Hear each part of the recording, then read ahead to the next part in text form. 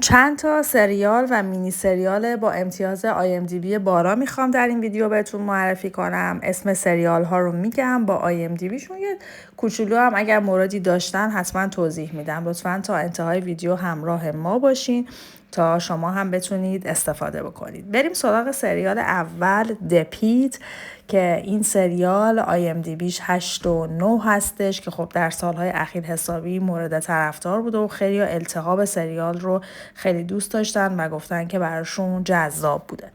سریال بعدی سریال دکستر هستش که IMDbش 9 هستش.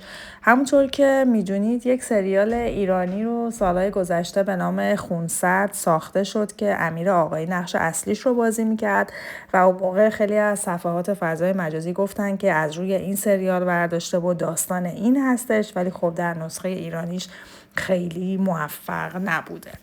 بریم سراغ سریال بعدی، سریال اسکم، که این سریال هم IMDbش 9.2 هستش و جزو سریال ها با نمره بالا و کسایی هم که خب دوستش داشتن و نظر دادن خیلی زیاد بوده و خیلی از این سریال استقبال کرده بودن.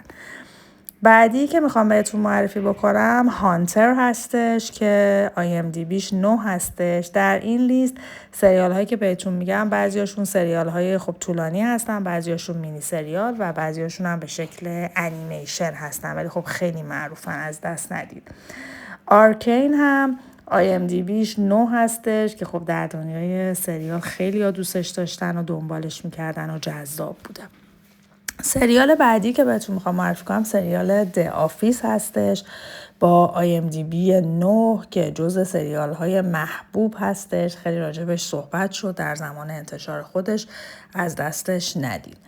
بریم سراغ سریال بعدی، Better Call Saul، که IMDb 9 داره. میدونین دیگه این امتیازها همینجوری الکی به دست نیومده، خیلی ها سریال رو دوست داشتن.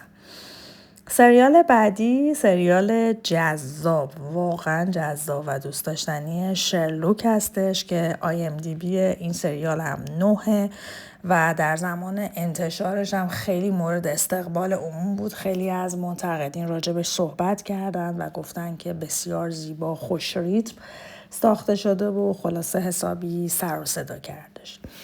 بعدی سریال ریکن مورتی هستش که IMDb 9 داره. یک سریال انیمیشنی هستش که این هم جزو سریال های با امتیاز خیلی بالا بوده که بهتون پیشنهاد میکنم که اینو هم از دستش ندید. اما محبوب دلها، گیم آف ترونز، سریالی با IMDb 9.2. گیم آف ترونز جز اون سریال هایی هستش که شاید بعضی ها هنوز به طور کامل نرسیدن نگاش بکنن، اما به نظرم اگر ندیدین حتما دوباره بهش رجوع بکنید و ادامه سریال رو ببینید و از دستش ندید.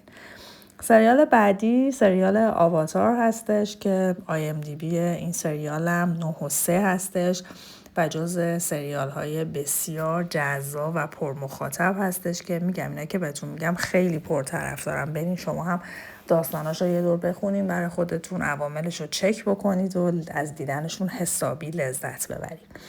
سریال بعدی سریال دوایر هستش که این هم IMDbش 9.3 هستش و جزء امتیازهای خیلی بالایی داره و خیلی ها تونستن با داستانش ارتباط برقرار بکنن و براشون جذاب باشه. این سریال هم یادم زمان پخشش بعضیا دو دستگی داشتن، یه سریال دوست داشتن یه سریال دوست نداشتن، ولی خب نمرش بالا بودش.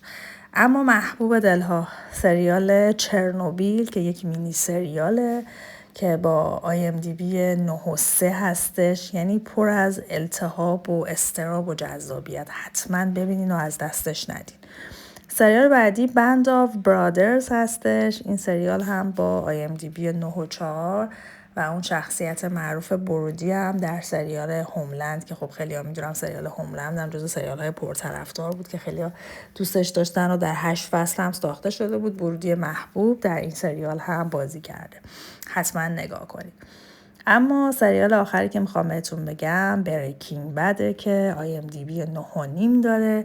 و همچنان در تاریخ سریال سازی جز پرمخاطب ترین ها هست و مثل که گفتن مردم بیشتر بریکینگ بد رو خیلی دوست داشتن، هرچند که سازندگانش الان سریال پولاری بروس هم آماده پخش دارن ولی خب خیلی نتونستن باش ارتباط برقرار کنن و میگن که بریکینگ بد یک سریال جذابی بوده که اصلا تکرار نشده و خیلی فاصله داره با این سریال جدید. نظر شما چیه؟ کدومش از همه بهتره؟